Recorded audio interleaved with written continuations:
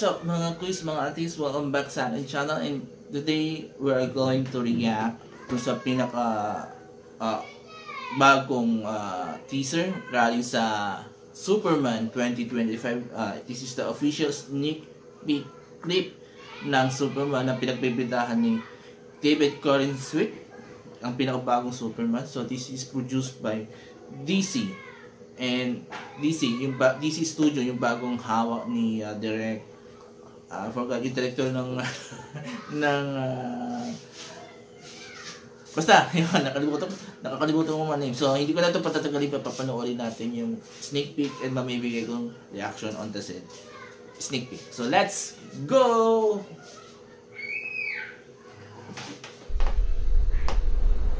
Wow, ang ganda.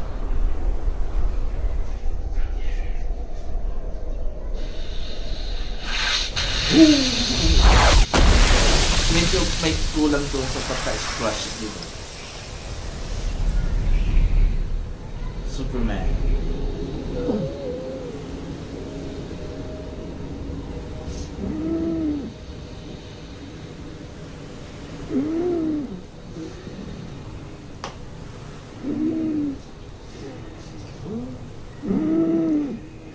Grabe yung hinami.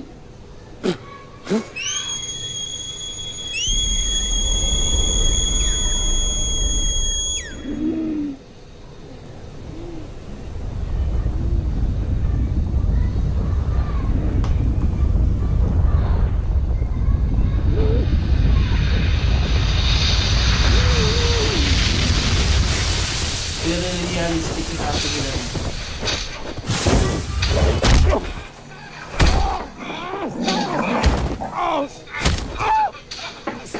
Stop! No!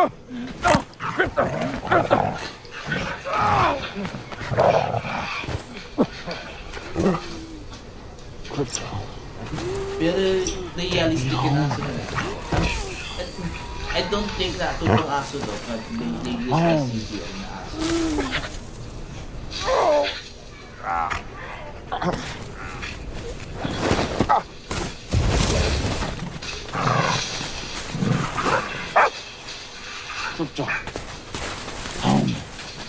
May isa mo siya.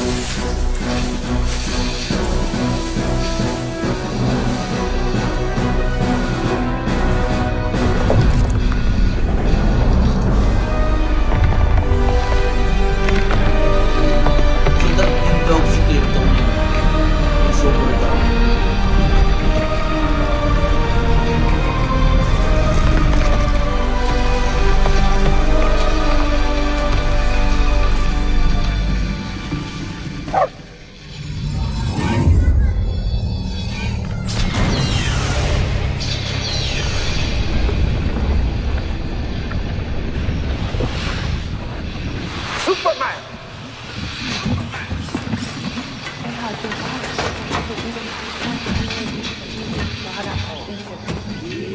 Hey, Colonel, you're doing Thank you. No need to thank us, sir, as we will not appreciate. We have no consciousness whatsoever. Merely automatons here to serve. Meet 12. She's new. He looked at me. 14 fractured bones. Damage to bladder, kidney, large intestine, lungs. With a healthy dose of yellow sun, we'll have you up and at 'em in no time. Level 4? 292 times Saharan Prime, please, one.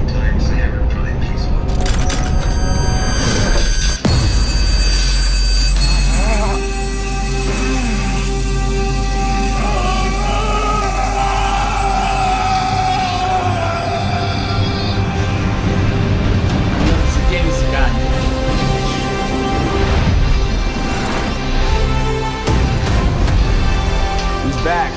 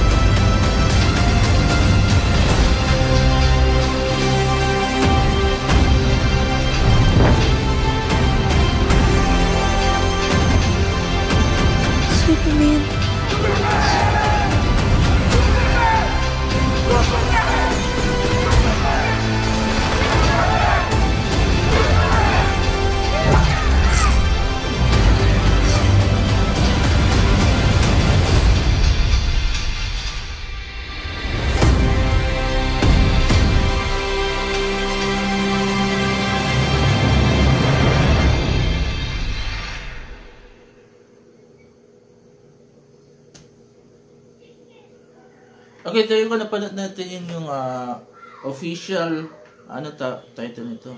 Official sneak peek clip ng Superman 2025. So, ito yung pinaka-unang offering ng DC Studios na pinangunahan ni James Gunn. So, wow, sobrang nabibilib ako. To be honest with you, medyo nung umpisa, nung in-announce ni James Gunn itong mga movies under DC Studios, medyo nagtas ng kilay ako kasi nga, I'll be honest with you, na-inlove ako sa mga movies ni sino yung director. Basta yung gumawa ng Superman rin, yung Superman of Steel, Batman v Superman, saka nung hayop ulit. Basta yun, mga yun, diba? Yung dating DCEU. So, I fell in love with that because iba yung atake, medyo darker. Pero here, I'm loving it. Gusto ko siya, and binalik ko din yung original na costume ni Superman kasi ito sa Man of Steel, total dark blue siya. Dito here, bumalik siya yung blue, red na, tapos mayroon siyang trunks, diba? So, yan. So, I'm loving this Superman, and with this clip, lalo ako na in love because ang ganda. Lalo yung aso, sinasabi ko si Krypton, mukhang realistic. As in, mukhang totoong aso. I don't know. I-correct niyo ako hindi. Kung yung aso ba talaga is CGI o aso talaga. Pero the way it moves, the way, as in, very realistic siya. Yung mga scenes, yung background scenes, ang galing. Especially yung parang yung bahay ni Superman na ice, crystal, ang ganda. Ang galing pagkagawa. So lahat, cinematography ang galing. And even yung mga side scenes na pinakita later on, diba? Ang ganda, ang ganda. Sobrang ganda. Na-inlove ako. So I'm really excited for this movie. And lalong tumas ang expectation ko this movie. And I hope sana yung mga fans dati ng DCEU will support this bagong movie ng DC Studio because James Gunn is giving us a brand new, well, not totally a brand new, but a take na very close to sa comics, diba? Kasi ako, honestly, mas gusto ko yun, pina-follow yung storyline, yung, as in everything na nasa comics, kasi yun ang disappointment ko sa Marvel. Medyo totally na bago nila ito sa Marvel eh. Hindi ko naman sinasabing pangit or I hate it, pero yun lang yung idea na may mga binago silang malaki eh. Malaking changes to sa Marvel. So, na-disappoint ako doon. Pero this time, dito naman sa DC, I'm getting what I want, and yun, mataas ang hopeful ko, mataas ang expectation ko, and looking forward for this Superman. And parang gusto ko na rin makita yung mga susunod na mga movies na gagawin ng DC Studios under James Gunn, na I think after, wala pa silang pinapakita eh, after Superman, wala pa silang inire-release ng mga teasers regarding sa mga susunod na project ng DC Studios para sa television and para sa cineha. So, there was so excited. So, kayo mga quiz, mga ates, excited pa kayo dito sa darating na, dito sa bagong official sneak peek din ng Superman. Mag-comment kayo dito sa baba. At kung nagustuhan nyo yung binigay ko opinion, reaction, mag-comment kayo dito sa baba, and I will read all your comments and I will try to interact with you guys. So, there you go. Maraming salamat.